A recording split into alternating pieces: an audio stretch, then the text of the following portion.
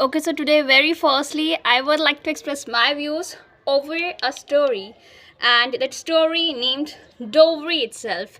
And you know what? The term named Dovry, that is pretty much obnoxious one, malicious one, tragic and terrible one. And in addition to, you know what? It's a custom of the people, especially of India, to ask for the dowry from others. And so, due to which, you know what?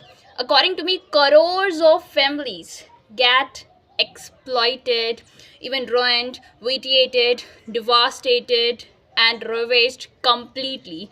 And even, you know what? Taking dowry, that is completely illegal. Nevertheless, notwithstanding, the people of India are still accompanying dowry. And you know what? The reason behind this is that greedy. People are greedy in nature, and so due to which people have been asking for the dowry for many a time for sizable, innumerable, considerable, numerous, and ample period of time.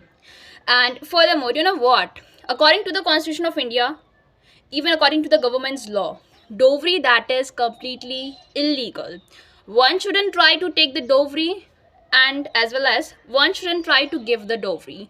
Taking dowry and giving dowry, these two things, these two activities are completely illegal in India.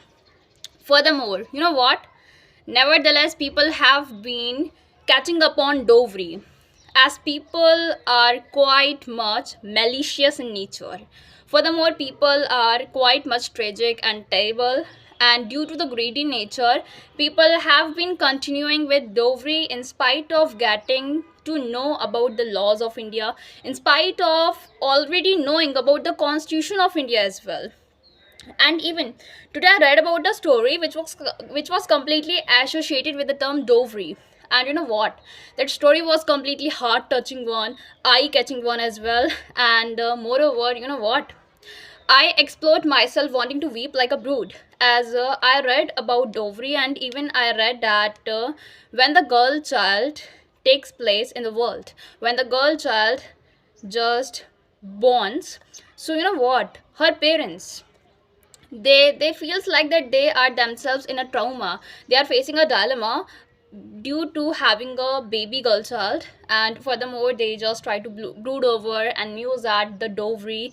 And even from the birth of the baby girl, the parents, her parents, they just try the level best to just do something for just collecting money for giving the dowry in future for her during her nuptial, during her marriage time. And even furthermore, this case is not the single one, this case is not the monoscent one. Furthermore, this case is quite much large one. And in addition to the families which are unable to give the dowry, and so those families are getting the backbitedness. In one sense, those families are being backbited by others. That's the fact. And furthermore, those families are are just getting the getting the bad nature of others. In addition to, you know what, the other people, they are just trying the level best to ill treat them. And so thereby the families which are unable to give the dowry, so they are just getting the ill treatment. That's the fact. But let it be. And furthermore, you know what, let me familiarize with the story which I read today. And that story is pretty fascinating one, amazing one. And the main moral of the story is to just enhance and intensify the public, with the motto of not taking the dowry.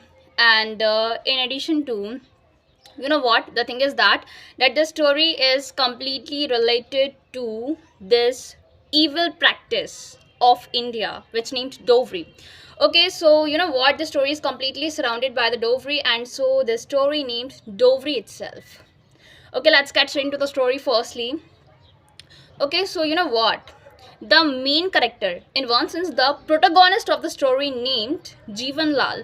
Jeevan Lal In the story, Jivanlal is the wealthy businessman, and you know what? Jivanlal's main motto is to just take dowry from his daughter-in-law as she gets married to his son. And even, you know what, his main motto, Jivanlal's main motto, was to become wealthiest in the world. And so he thought that the main source and means to become wealthy within seconds would be to take dowry from the daughter-in-law.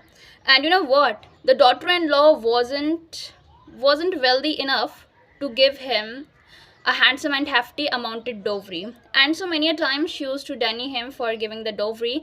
And even during her marriage time, she used to give him some amount of dowry which costed something like 5 lakh, but he wanted more amount of dowry in the story.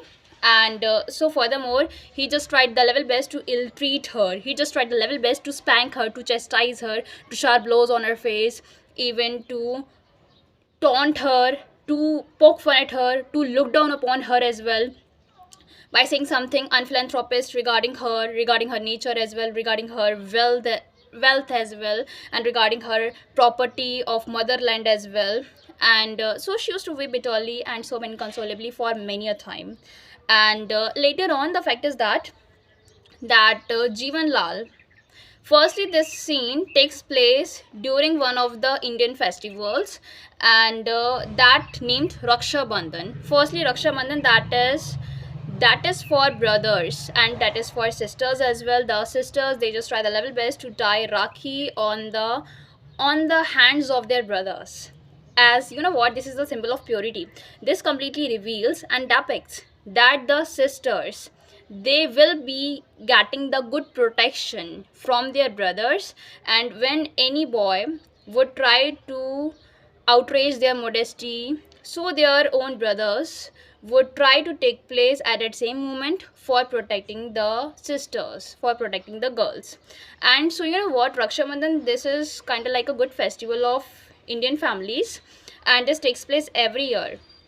And merely for once, it takes place every year.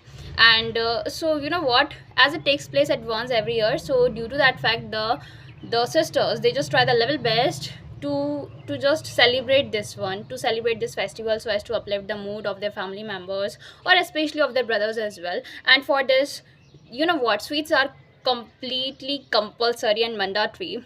The sisters, they just try the level best to just buy sweets from the market, and even buy the coconut as well for giving purposes, for giving to their brothers, as coconut, that too is the symbol of purity, happiness. And even, you know what, the thing is that coconut, that is kind of like a sacred thing, and so due to which people just try the level best to buy them from the market for for worshipping the Lord, or for Raksha Bandhan, or for other festivals as well, or for eating the viands, the delicatcies, especially dosa. You know what, for just chewing dosa, one must needing the best taste. And you know what, coconut chutney, that gives the best taste. And you know what, it is completely mouth savoring delicacy. And even one can't forget the taste of the coconut chutney. And last time when I had that one, so I felt pretty much awesome. And according to me, it's been 3 months completely for for not having the chutney. But let it be, I'm just completely missing that same sort of chutney. But let me continue with the story. Okay, so according to the story, you know what, Jeevan Lal just tries the level best to just not send his daughter-in-law for celebrating Raksha Bandhan with her brother. And you know what, her brother, he takes place over there, he takes place into the property, into the residence and habitual of Jeevan Lal for taking his sister. But Jeevan Lal denies for disembarking his daughter-in-law, as you know what, he was making up excuses by saying this, that the amount of dowry, that was pretty much less one. And in addition to, my relatives, my near and dear ones, have been poking fun at me, have been giving a loud crack of laughter upon me, as you all gave me less amount of dowry. And since I'm the wealthiest man, and so I need it, even I need more amount of dowry. And that dowry which you gave me earlier, that is and that was insufficient, and so please try to give me more dowry. He asked for this, he asked for more dowry. And later on, you know what, he didn't try to just send his daughter-in-law along with her brother. And that same boy, that same lad, he was completely entreated, he was strictly entreated to just go away for bringing some amount of dowry from his residence, and especially 50 lakh rupees from his residence. And that same boy, earlier he was slight wealthy, but later on, you know what, due to the business due to business risks, his property that was completely ruined as he sold his property completely. Even, you know what, business that contains profit but risks as well. And so that same man, that lad, the brother of the daughter-in-law, he was suffering from the risk of the business. And really that time was pretty much bad one, obnoxious one, unavoidable for him. And so due to which he was having lack of money. And so under that circumstance and scenario, how could he afford to just gain more amount of money for giving the dowry and for taking his sister along with him for celebrating Raksha Bandhan? And especially he was having merely that same day for taking the sister along with him, and he was not having enough period of time. And so you know what, with a stroke of genius, he just further decided to just go alone to the residence. But you know what, he was completely bound by the promise. The promise was that his mother entreated him completely for just taking the sister, for taking her daughter, and for fetching the daughter, especially for fetching and bringing the daughter. And but you know what, since he was not having enough money, so with a stroke of genius, he just further decided that not to go to the residence, not to go to the mother, and just straight away go to somewhere else for just killing the time, and for just mourning over mourning over the situation, the scene, the scenario, and circumstance as well. And the moment while he was about to disembark, so at that same juncture, you know what, the the the wife of Jeevan Lal, she was very firstly, she was philanthropist, human and compassionate in nature. And so she just tried the level best to give him some amount of money without revealing her identity to anyone, even without disclosing about that one to her husband as well. That's the fact.